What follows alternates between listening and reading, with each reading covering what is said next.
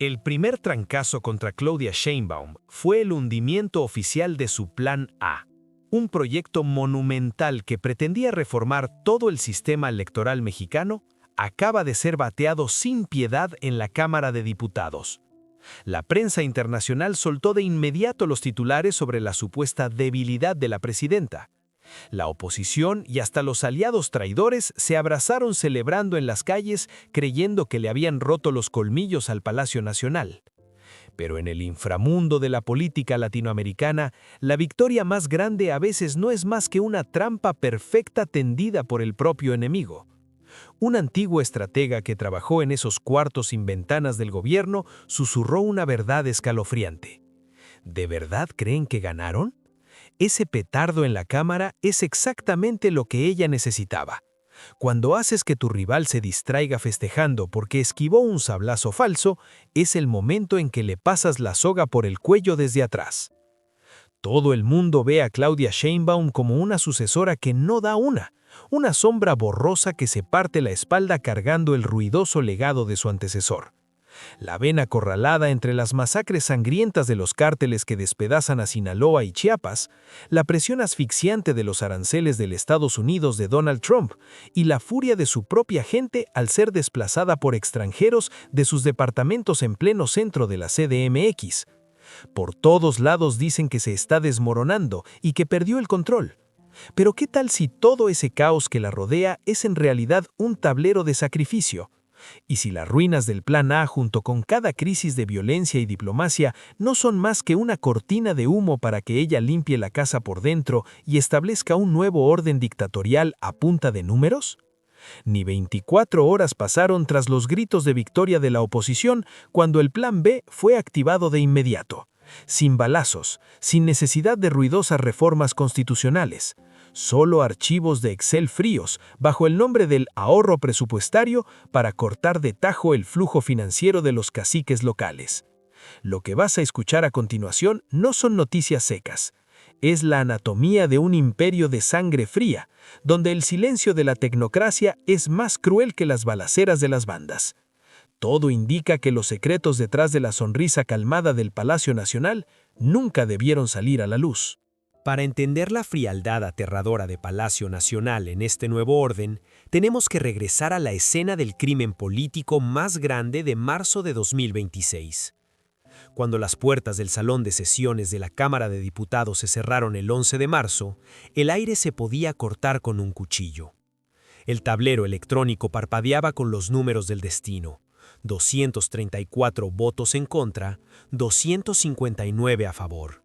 El Plan A, aquella reforma constitucional diseñada para refundar todo el aparato electoral nacional, oficialmente se quedó corto de la mayoría calificada necesaria para sobrevivir.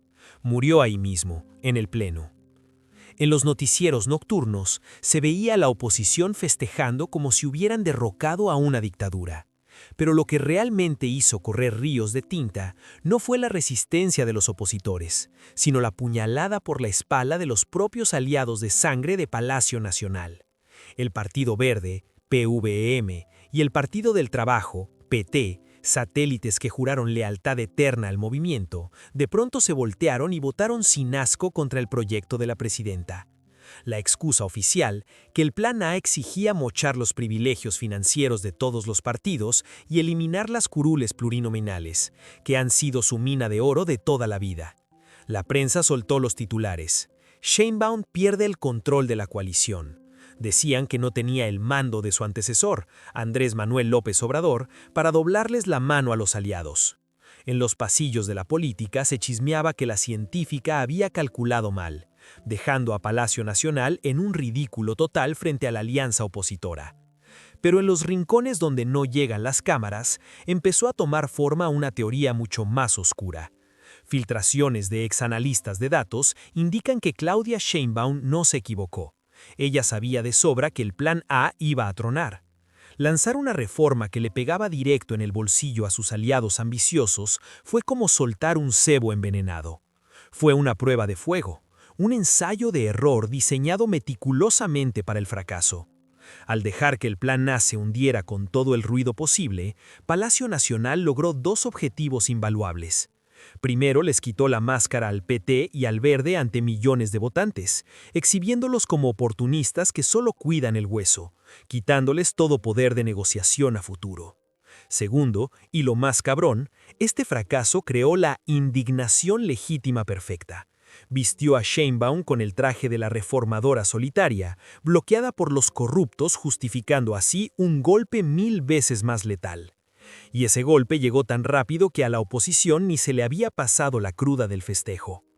Menos de 24 horas después, el 12 de marzo de 2026, mientras el país seguía distraído con los escombros del Plan A, el Plan B salió disparado de las impresoras láser de la Secretaría de Gobernación. La secretaria Rosa Isela Rodríguez, la mujer conocida como la mano de hierro en guante de seda, salió a presentar los expedientes.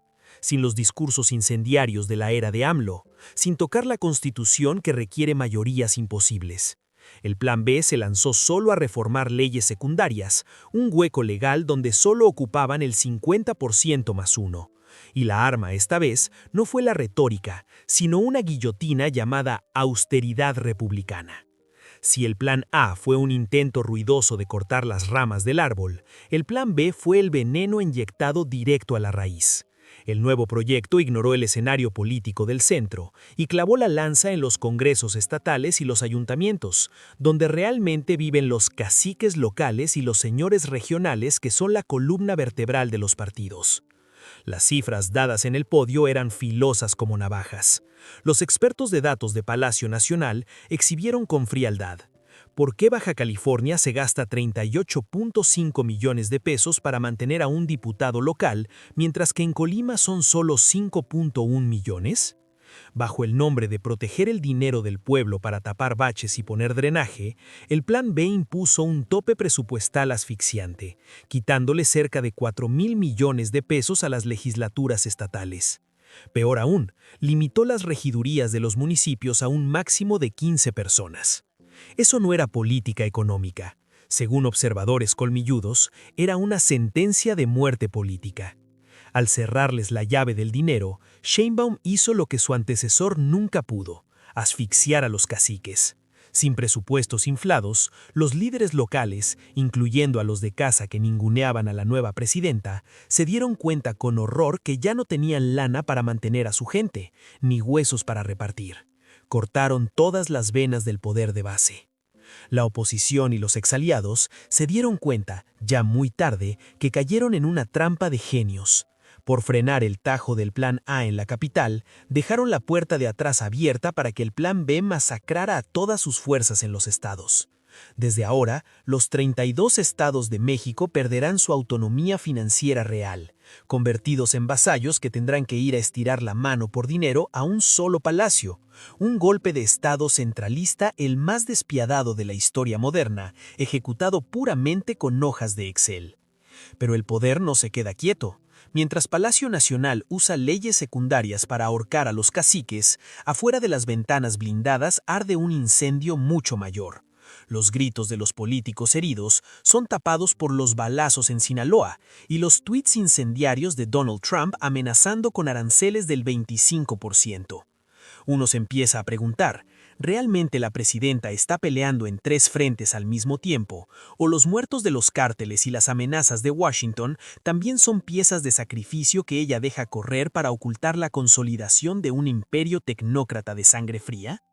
La verdad detrás de las extradiciones nocturnas nos dará la respuesta más brutal. Cuando el polvo del derrumbe del Plan A en la Cámara de Diputados ni siquiera se había disipado, mientras los brindis de la oposición todavía retumbaban en los restaurantes fresas de Polanco, en Palacio Nacional ya se estaba cargando un arma completamente nueva. Era el 12 de marzo de 2026, justo 24 horas después de aquel ruidoso fracaso constitucional, la presidenta Claudia Sheinbaum se subió al podio de la mañanera. No tenía la facha de una líder que acababa de morder el polvo. No se puso a gritar acusando a los jueces corruptos, ni llamó a millones a las calles como solía hacer su antecesor. En su lugar, prendió un proyector. En la pantalla gigante no había consignas políticas de fuego, solo las columnas ordenadas de una hoja de Excel. Y ese fue el momento exacto en que nació el Plan B, una guillotina invisible perfectamente disfrazada bajo un manto de moralidad, la austeridad republicana. Si el Plan A fue un intento bruto de usar un mazo para romper el sistema electoral desde arriba, exigiendo una mayoría calificada en el Congreso para cambiar la Constitución, el Plan B fue un bisturí quirúrgico. Se coló por las grietas constitucionales al enfocarse solo en reformar leyes secundarias, donde a Palacio Nacional le bastaba con el 50% más uno de sus leales para planchar la votación. Pero su peligro real no estaba en lo legal, sino en el blanco al que apuntaba. El Plan B dio un volantazo brusco, ignorando por completo el teatro político del centro. Clavó la lanza directo en la oscuridad de los congresos estatales y en los miles de municipios repartidos por todo el país. En México, estos órganos legislativos de bajo nivel hace mucho que dejaron de representar la voz del pueblo. Son las fortalezas subterráneas de los caciques, los capos políticos locales que tienen el mando real en la base. Los caciques mantienen a su gente inflando los presupuestos locales, creando miles de aviadores, compensaciones brutales y regidurías de sobra para comprar lealtades. Y la presidenta, con la mente fría de una científica de datos, sabía exactamente dónde estaba el talón de Aquiles de esa red de poder. No estaba en la fe, estaba en la lana. En la pantalla del proyector ese día, Sheinbaum soltó números que callaron cualquier excusa. Con voz plana y fría leyó cada dato. ¿Por qué Baja California se gasta 34.8 millones de pesos al año solo para mantener a un diputado local, mientras que en Colima son solo 5.1 millones? ¿Por qué un municipio chiquito necesita decenas de regidores con sueldos de lujo? Bajo el nombre de recuperar el dinero del pueblo para tapar baches, hacer escuelas y drenaje, el Plan B impuso un tope presupuestal asfixiante, quitándoles de un tajo cerca de 4,000 millones de pesos a las legislaturas estatales. Peor aún, obligó a que los cabildos se encogieran, limitando las regidurías a un máximo de 15 sillas sin importar el tamaño de la población. La gente aplaudió.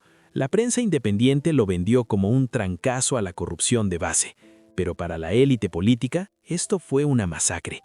Al cerrar la llave del dinero, el Plan B creó una atmósfera de asfixia total dentro del sistema. Los señores feudales, los caciques, que se sentían reyes en su tierra, incluyendo a los de Morena que ninguneaban a la nueva presidenta, de pronto despertaron con el agua al cuello. Cuando se aplicó el Excel del centro, las cuentas de los congresos estatales fueron congeladas o recortadas a niveles miserables.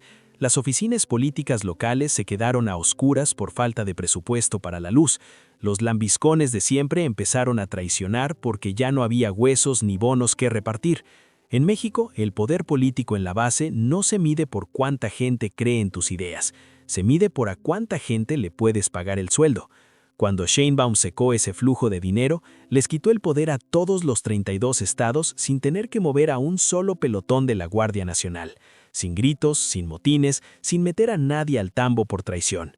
Los enemigos políticos de Palacio Nacional simplemente quebraron. Fue una crueldad estructural. Los que levantaron la mano contra el Plan A ahora entendían amargamente que pelear contra un cambio a la Constitución era 1000 veces más fácil que pelear contra un recorte de gastos que el pueblo apoyaba. Se quedaron encerrados en una jaula moral armada por el propio Palacio. El que abriera la boca contra el Plan B se empinaba solo como alguien que quería defender sus lujos con el dinero de los pobres. Un exestratega de la oposición lo soltó con desesperación. Nuestro antecesor nos quería matar con discursos. Ella nos está matando con contabilidad. No puedes debatir política con una computadora que está contando tu saldo bancario hacia atrás hasta dejarlo en cero. En unas cuantas semanas de marzo de 2026, el Plan B cumplió su misión. Barrió con la capacidad de resistencia financiera de cada comité local, concentrando todo el poder de vida o muerte de vuelta en la capital. Los estados se volvieron vasallos obedientes, estirando la mano para esperar las gotas de presupuesto que soltaba el centro. La democracia local perdió su autonomía, no por un golpe de estado sangriento, sino por un decreto de ahorro calculado perfectamente hasta el último decimal. Pero para que esta guillotina de Excel funcionara sin estorbos internacionales, para mandar adentro tienes que comprar el silencio afuera. Y el precio para comprar el silencio del Imperio del Norte se tuvo que pagar con la sangre de otros en la frontera. Mientras la guillotina de Excel del Plan B trituraba calladita los últimos pesos de los gobiernos locales, Claudia Sheinbaum entendía bien un teorema eterno de la política latinoamericana. Puedes cerrar todas las puertas de tu casa, pero nunca puedes ningunear al que toca desde afuera. Para que un golpe de Estado tecnócrata y centralista cuajara en el patio trasero de los gringos, no podías irte contra el gigante del norte, tenías que comprarlo. Y a principios de 2026, el precio para comprar el silencio de Washington se volvió más caro que nunca. Donald Trump, con su fuego populista y sus berrinches de siempre, volvió a convertir la frontera sur en un barril de pólvora. Desde la oficina oval, sus amenazas salían disparadas como misiles de crucero. Juró imponer un arancel del 25% a cada producto mexicano si no se frenaba en seco el flujo migratorio. Pero lo más pesado fue cuando amenazó con designar a los cárteles como organizaciones terroristas internacionales, abriendo paso para que fuerzas especiales y drones del ejército gringo entraran directo a suelo mexicano. Para una nación con una economía amarrada a un comercio de $800,000 millones, esa amenaza pesaba como una bomba nuclear. Los mercados se sacudieron y el peso empezó a dar bandazos. Ante las cámaras y millones de personas con el alma en un hilo, la presidenta Claudia Sheinbaum se subió al podio. Se puso el traje de heroína nacional. Sin rajarse, sin una sola arrura de pánico en la frente, declaró firme: México es una nación soberana e independiente. Decimos con orgullo no a cualquier intervención militar extranjera. Ni un solo soldado de fuera tiene permiso de pisar esta tierra. El país estalló en aplausos, el orgullo nacional llegó al tope y su aprobación se disparó al 70%. Para la gente, Sheinbaum era la imagen de un palacio nacional inquebrantable, un escudo de acero frente a las garras del Imperio del Norte. Pero el poder real, ese que decide el destino de las naciones, nunca se negocia bajo los reflectores ni entre aplausos. Se decide en pistas de aterrizaje clandestinas, sin número de registro, a las 3 de la mañana. Expedientes diplomáticos filtrados y reportes de inteligencia guardados bajo llave revelaron el teatro de dos caras más cínico de la historia moderna. Mientras Sheinbaum le tiraba al gringo en cadena nacional para dormir a las masas, en las sombras, la cúpula más sofisticada del poder hacía transacciones con sangre. El secretario de Economía, Marcelo Ebrard, con la carga de no dejar que se cortara la vena de los $800,000 millones, y el secretario de Seguridad, Omar García Harfuch, el superpolicía, con toda la red de inteligencia bajo el brazo, armaron un canal directo y encriptado con Washington. ¿Qué querían los gringos? A Trump no le importa la democracia de México. Él ocupaba trofeos manchados de sangre para presumir en Fox News y demostrarle a su gente que estaba aplastando a los capos. ¿Y qué quería el Palacio Nacional? Sheinbaum ocupaba que la Casa Blanca se hiciera de la vista gorda con el Plan B. Necesitaba que el Departamento de Estado dejara de dar lata con sus reportes de derechos humanos y la erosión democrática, para tener las manos libres y cortarle el oxígeno a los contrapesos internos. El pacto se cerró en la oscuridad, un intercambio de sangre del que ningún periódico oficialista se atrevió a soltar ni media palabra. Entre finales de 2025 y los primeros meses de 2026, según revelaron medios como The Guardian y analistas de Chatham House, se activó una campaña de extradiciones fast track. Decenas de vuelos nocturnos despegaron calladitos de los penales de máxima seguridad. Cerca de 100 pesados, capos que eran intocables en el sexenio pasado, terminaron esposados, encapuchados con bolsas negras y aventados a los aviones para entregárselos a la DEA y al FBI. Sin juicios públicos ni trámites largos, todo con firmas por debajo de la mesa bajo el nombre de Seguridad Nacional. A simple vista, cualquiera pensaría que Sheinbaum se dobló y entregó a los criminales para calmar los aranceles de Trump, pero si miras bien la lista de los que subieron a esos vuelos de la muerte, aparece un giro que te hiela la sangre. La inteligencia de Harfuch no agarró parejo, escogieron cada nombre con bisturí. Los extraditados, la mayoría de la estructura del cártel Jalisco Nueva Generación y facciones contrarias en Sinaloa, no eran simples narcos, eran cajeros automáticos gigantes, las redes de logística sucia que le inyectaban millones de dólares a los grupos opositores y a los caciques locales que seguían siendo fieles al viejo régimen. Junten los puntos blancos para ver la genialidad macabra de esta maquinaria tecnócrata. En la parte anterior, el Plan B usó la ley para secar el presupuesto legal de los señores feudales, y ahora estos vuelos nocturnos servían para mocharles el dinero ilegal. Sheinbaum no le tuvo miedo a Trump, todo indica que lo usó. Usó el sistema judicial gringo y la presión del FBI para que fueran sus propios verdugos y masacraran a sus enemigos políticos. Etenix, un tiro de 3 bandas perfecto, debilitó a los grupos del pasado, acarició el ego del presidente gringo para salvar el tratado comercial y, sobre todo, mantuvo sus manos limpias frente al pueblo. No hubo purga política que reclamar, porque los gringos hicieron el trabajo sucio por ella. Donald Trump celebró su victoria en Twitter, presumiendo que dobló a México. El Departamento de Estado ignoró por completo cómo los ayuntamientos y el sistema electoral mexicano eran desmantelados por el Plan B. El silencio de Washington se compró con vuelos nocturnos. A cambio, Claudia Sheinbaum amarró su trono con la complicidad del enemigo del norte. La fría realidad de 2026 dejó claro un principio despiadado. Los gritos de soberanía en la tele son opio para la gente. En el fondo del poder, la soberanía es solo una moneda de cambio para negociar. Sin embargo, entregar a unos cuantos capos no trajo la paz. Al contrario, sacar a los pilares del bajo mundo dejó un vacío de poder inmenso, y cuando la oscuridad no tiene dueño, la violencia estalla.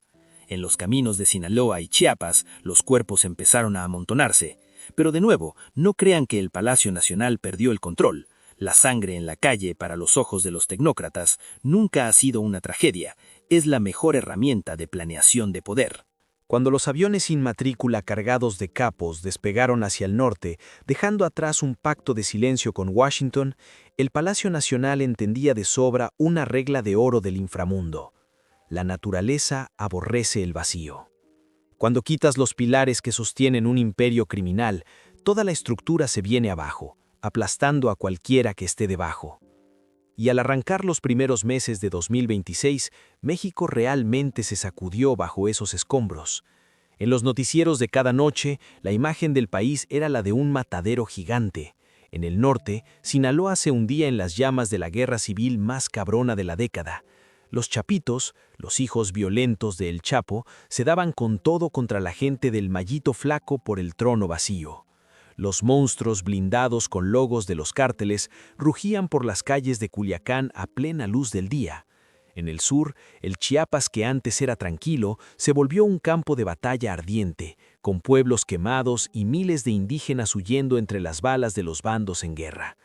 La prensa internacional pegaba de gritos, las organizaciones de derechos humanos soltaban reportes bañados en lágrimas, los analistas de la tele agitaban las manos indignados, jurando que el gobierno de Claudia Sheinbaum había perdido el control. Decían que era una débil, que seguía amarrada al legado de abrazos no balazos de su antecesor, dejando que el Estado viera de brazos cruzados cómo los cárteles despedazaban al país. Pero otra vez, si crees lo que sale en la tele, ya caíste en la trampa de los tecnócratas. Entra al despacho sin ventanas del secretario de Seguridad, Omar García Harfuch, el superpolicía de cara fría y calmada que maneja la red de inteligencia más sofisticada en la historia de México. En sus pantallas gigantes no pasan las noticias ruidosas, pasan mapas de calor que parpadean en rojo vivo, actualizados en tiempo real por satélites y algoritmos de IA. Harfuch tiene a cientos de miles de soldados de la Guardia Nacional armados hasta los dientes. Sabe exactamente dónde está cada bodega de armas, cada ruta de tráfico y cada casa de seguridad de los capos en guerra. Entonces, la pregunta es, ¿por qué esa Fuerza Armada monumental recibió la orden de quedarse guardada en los cuarteles? ¿Por qué un Estado con una maquinaria de inteligencia superior se queda cruzado de brazos viendo cómo los cárteles se matan entre sí? La respuesta que susurran los ex-estrategas desertores te hiela la sangre. Las fuerzas de seguridad no tienen orden de intervenir, no porque sean mediocres, sino porque el Palacio Nacional quiere que ese desmadre suceda. La violencia, bajo el lente de la frialdad tecnócrata, no es un accidente, es una herramienta de planeación del poder. Mira bien los puntos rojos en el mapa de Harfuch. La matanza no es al azar. Todo indica que la mayoría de los puntos calientes de 2026 están en los estados que controla la oposición o en territorios donde los caciques de la vieja guardia todavía tienen el mando real. Al amarrar al ejército en sus bases, el centro está aplicando una estrategia despiadada. la atrición calculada. Dejan que los monstruos del narco se muerdan entre ellos, mientras los cárteles queman millones de dólares en fierros y tiran a miles de sicarios en batallas pendejas por las calles, se están desgastando solos. Y lo más importante, ese caos berrinche despedaza todo el ecosistema económico y político sucio de la zona. Los negocios cierran, el cobro de piso se acaba y la imagen de los gobiernos estatales, los mismos que el Plan B ya está asfixiando por lana, se va directo al caño. Fíjate en la jugada completa.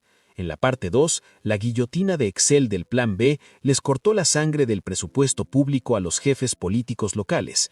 Ahora, en esta parte 4, la guerra de los cárteles les revienta los recursos económicos sucios y sus fuerzas armadas privadas. Los señores feudales se quedan solos, acorralados.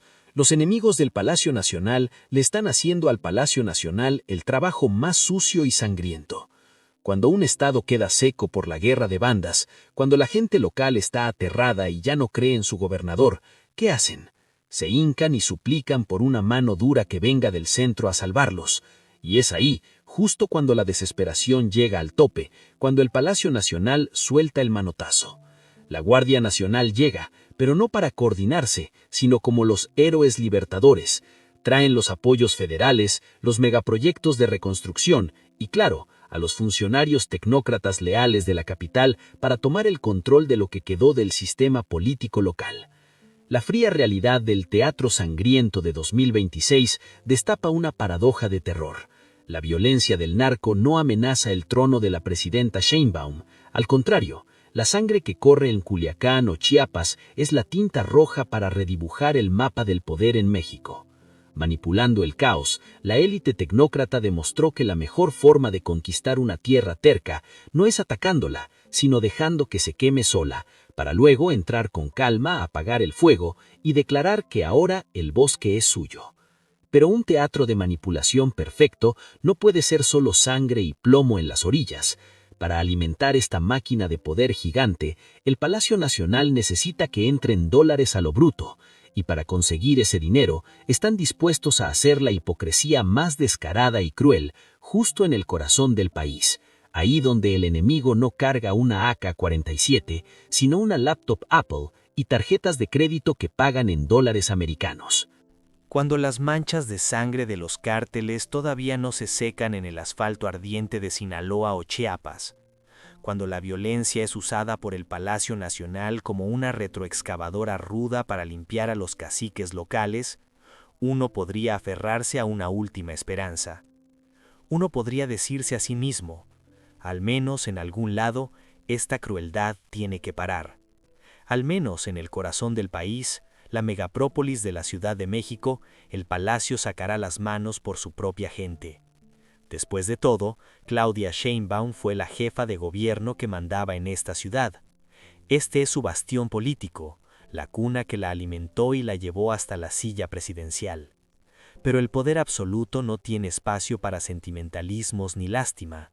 Si la violencia de los sicarios es el arma para el reordenamiento político en la frontera, aquí en la capital la destrucción tiene otra cara, más fifí, más legal, pero igual de fría. Para que la maquinaria dictatorial de los datos funcione, ocupa una cantidad bárbara de dólares.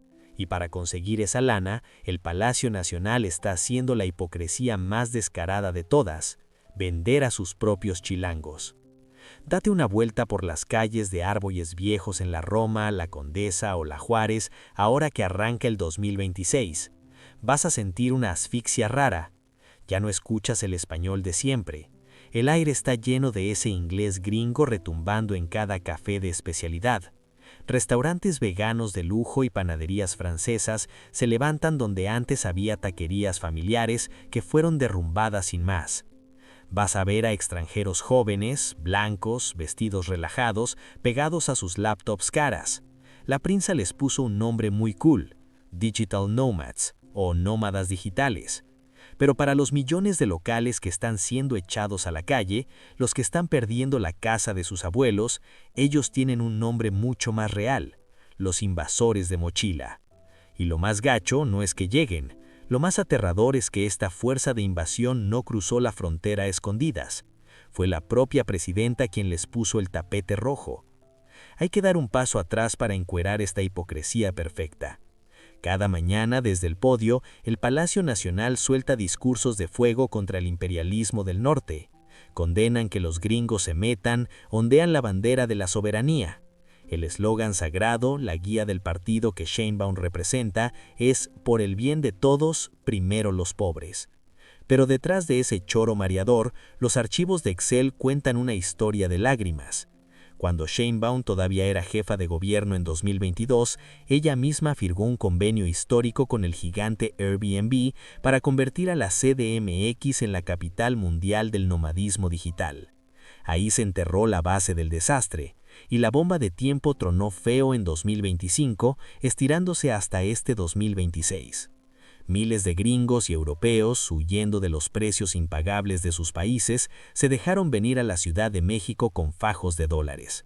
No traen pistolas, usan la fuerza del billete verde para convertir el mercado inmobiliario en un matadero donde el mexicano promedio no tiene ni el 0,5% de probabilidad de ganar. Según datos filtrados, las rentas en la zona céntrica subieron un 30 o 50% en solo 2 años. Los caseros, lampareados por la lana extranjera, rompieron contratos sin tocarse el corazón. Echaron a miles de familias trabajadoras, estudiantes y clase media de los departamentos donde vivieron por décadas. Para marzo de 2026, la crisis se puso tan perra que la guía turística Fothers puso a la CDMX en su no list, avisándole al mundo que la gentrificación está secando el agua, rompiendo el tejido social y destruyendo la vida de la gente de aquí. Las protestas estallaron en cada esquina de la capital. La gente que se quedó sin techo salió desesperada a las calles. Pintas de Gringos Go Home y México es para los mexicanos aparecieron por todos los muros grises. Y mientras los votantes que se mojaron bajo la lluvia para darle su voto ahora gritan por ayuda bajo las ventanas del palacio, ¿qué hizo la presidenta Sheinbaum? Mantuvo su sonrisa calmada, y la maquinaria de propaganda del Estado se prendió de volada, pero no para defender a los pobres, sino para quemar a los manifestantes. A las voces de resistencia les colgaron la etiqueta de xenófobos, de ser gente cerrada que va en contra del desarrollo económico del país.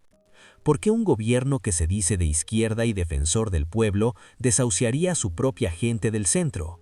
La respuesta está en la lógica fría del poder tecnócrata. Para mantener un imperio centralista, ocupas una maquinita de dinero que nunca se apague. Con el Plan B, ella secó el presupuesto local para jalar el mando al centro. Con la guerra de cárteles, dejó que la violencia limpie a las fuerzas oscuras. Pero para mantener ese 70% de aprobación que tapa su dictadura fina, Sheinbaum tiene que meterle miles de millones de pesos a los programas sociales. Con el presupuesto nacional sangrando y Trump amenazando los tratados, el Palacio Nacional tiene más sed de dólares que un náufrago en el desierto. Y esa invasión de mochilas son los cajeros automáticos vivos más perfectos que hay.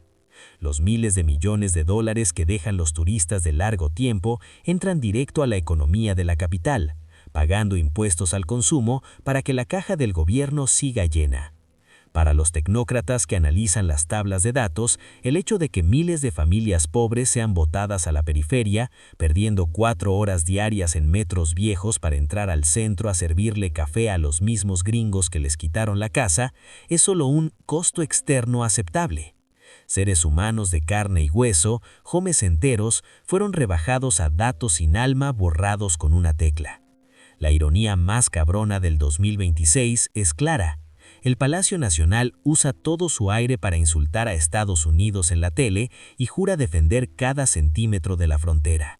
Pero por la espalda están cortando cada metro cuadrado de la capital, lo envuelven para regalo y se lo venden a esos mismos gringos.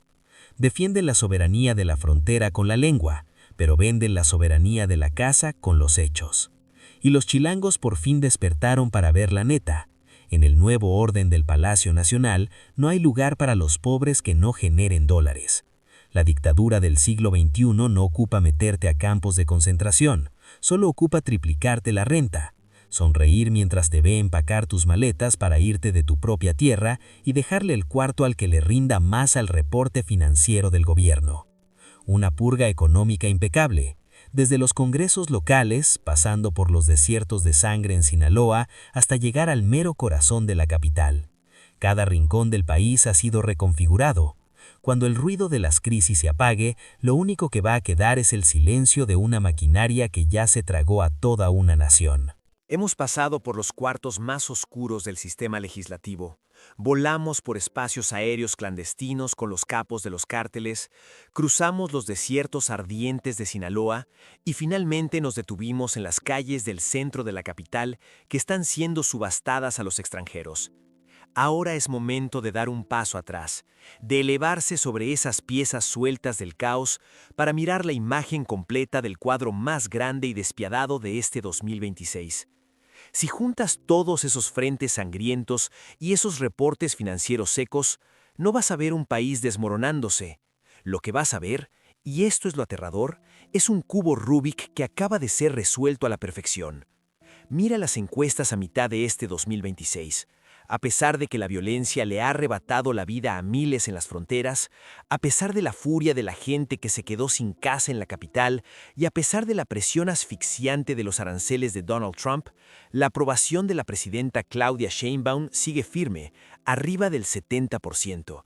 Por encima, la economía no ha tronado. Los programas sociales gigantes siguen goteando lana directo a los bolsillos de millones de votantes pobres. Ella sigue sonriendo tranquila en la tele, la imagen de una científica dedicada que lleva el timón del país en medio de la tormenta. La gente le echa porras, la prensa de izquierda le canta odas, pero detrás de esa cortina de humo de grandeza, la arquitectura real del poder en la nación ha sido transfundida hasta la última gota. Cuando Sheinbaum tomó el mando, muchos se burlaban diciendo que solo era la sombra de Andrés Manuel López Obrador, una ayudante obediente puesta en la silla solo para cuidar el lugar y proteger el legado de su antecesor. Los caciques de la vieja guardia se rieron de ella, los generales del ejército dudaron. Trump pensó que podía ningunearla con un par de tweets encabronados, pero para mediados de 2026, todos ellos terminaron siendo las víctimas más ingenuas de un juego tecnócrata brutal. Fíjate cómo funcionó la maquinita. El plan B usó la navaja de la austeridad para cortar el cordón umbilical del presupuesto legal de los señores feudales. Los vuelos nocturnos de extraditados a Estados Unidos les mocharon el financiamiento ilegal. La política de caos controlado, dejando que los cárteles se despedazaran entre ellos, terminó de barrer con los brazos armados que protegían a los estados. Y finalmente, la cascada de dólares de los nómadas digitales en la capital le dio la sangre nueva al Palacio Nacional para seguir engordando los programas populistas y comprar la obediencia de las masas. Trump juró que había doblado a México para que entregara criminales, sin saber que solo fue el verdugo que Sheinbaum contrató de a gratis para limpiar a sus enemigos internos. AMLO pensó que dejaba un imperio sólido, sin imaginar que su alumna usaría puras hojas de Excel para desactivar toda la red de poder vieja sin tener que soltar ni un solo insulto. La presidenta no rompió con el legado de su antecesor, lo desarmó pieza por pieza, tiró las partes ruidosas y estorbosas y lo volvió a armar como una guillotina de terciopelo propia. Esta es la verdadera cara del poder en el siglo XXI. Los dictadores chapados a la antigua mandan con tanques, con balazos, con redadas nocturnas y cárceles políticas ruidosas. Pero esas cosas crean resistencia, crean mártires. Claudia Sheinbaum, con la mente fría de una física, entiende que para controlar un sistema para siempre no debes crear fricción. La dictadura tecnócrata no ocupa pistolas, debilita al enemigo con la inflación, con cambios chiquitos a leyes secundarias, con recortes de presupuesto y con la legalización del despojo urbano. No mete a la cárcel a los rivales, los quiebra. No reprime las marchas con violencia, las ignora y usa algoritmos en redes para que el pueblo los vea como fachos xenófobos. Como no hay sangre que manche directamente las manos del Palacio Nacional, no hay corte internacional que pueda juzgarlos. Todo es legal, todo se justifica con indicadores económicos y reportes de 1000 páginas. Un crimen político tan perfecto que hasta las víctimas que están siendo ahorcadas piensan que el Estado solo les está apretando el cinto de seguridad. Estamos parados a mitad de 2026 viendo a un país con una paz que da escalofríos. Pero no es la paz de una democracia jalando bien, es el silencio de un cuarto de hospital donde ya desconectaron el oxígeno. Los órganos de control independientes tienen muerte cerebral. Los congresos locales son puros cascarones vacíos agachando la cabeza ante cada orden del centro a cambio de unas gotas de presupuesto. El legado real de estos años no van a ser los discursos de soberanía que retumban en la tele. No está en los megaproyectos fifís ni en los números de dólares que entran. Ese legado es un cubo Rubik resuelto en la oscuridad. Es el peso asfixiante del silencio. Es que el Estado pueda vender el centro de la capital a los extranjeros, echar a la gente a la calle, dejar que la violencia se trague las fronteras y desmantelar todo el sistema electoral sin que quede una sola organización con la lana o el poder para pararse y decir, ya basta. El ruido del Plan A ya murió. Los balazos de los cárteles tarde o temprano van a bajar, pero el silencio tecnócrata que envuelve al Palacio Nacional justo ahora, ese es el grito más fuerte que avisa el fin de la República. No estamos aquí para dictar ninguna sentencia legal. El encuadre de este documento no es un tribunal, y no tenemos el derecho de juzgar si las jugadas del Palacio Nacional son un sacrificio patriótico o una ambición totalitaria. Porque en el mundo del poder absoluto, el ganador nunca viola la ley. Cuando tienes el sistema legislativo en la palma de tu mano, no necesitas romper las reglas. Simplemente usas archivos de Excel para reescribir esas leyes hasta que cada despojo que cometas sea completamente legal. Todo indica que, bajo la lógica fría del palacio, un nuevo orden perfecto siempre exige la evaporación eterna del pluralismo. El siglo XX nos enseñó a tenerle miedo a los dictadores de uniforme, con la pistola al cinto y gobernando a punta de golpes de Estado ruidosos a medianoche. Pero lo que está pasando en este 2026 pone al desnudo una verdad 1000 veces más escalofriante. El más peligroso en un cuarto nunca es el que grita más fuerte. El más peligroso es la mujer que sonríe calmada en el podio, mientras que la mano que esconde debajo de la mesa está desconectando silenciosamente el oxígeno de todo el sistema de contrapesos. El legado real de estos años no se va a escribir con los discursos que retumban contra el imperio yanqui, ni con las pancartas de inauguración de megaproyectos fifís. Su legado es un vacío de silencio. Es el silencio de los miles de empleados electorales despedidos por el Plan B. El silencio de los caciques locales a los que les cortaron el chorro de lana. El silencio de las familias pobres que, cabizbajas, cargan sus maletas para dejar el centro de la capital y cederle el lugar al dólar. Y finalmente es el eco sordo de las instituciones democráticas que acaban de dejar de respirar, sin que nadie en la calle tenga ya las fuerzas o el dinero para salir a marchar por ellas. Ahora el telón ya se levantó. Pero el veredicto final te toca a ti. ¿Qué piensas de esta maquinaria tecnócrata? El Plan B y la estrategia de Palacio Nacional de prestar el cuchillo para matar al enemigo son una medicina amarga pero necesaria para arrancar de raíz la corrupción, ¿o es en realidad el golpe de Estado más silencioso y despiadado que América ha visto en el siglo XXI? El tiempo y los archivos secretos que aún no se desclasifican en Washington y la Ciudad de México terminarán dando la respuesta. Deja tu opinión en los comentarios. El poder siempre quiere que nos estemos peleando por lo que hace ruido en la puerta de adelante para que olvidemos a los fantasmas que entran por la puerta de atrás. Si valoras que sigamos rascando en la oscuridad las cosas que nadie se atreve a decir bajo la luz, dale a suscribir. Y recuerda, la historia oficial a veces es solo la mentira en la que todos los sobrevivientes se pusieron de acuerdo para creer. Nos vemos en el próximo expediente.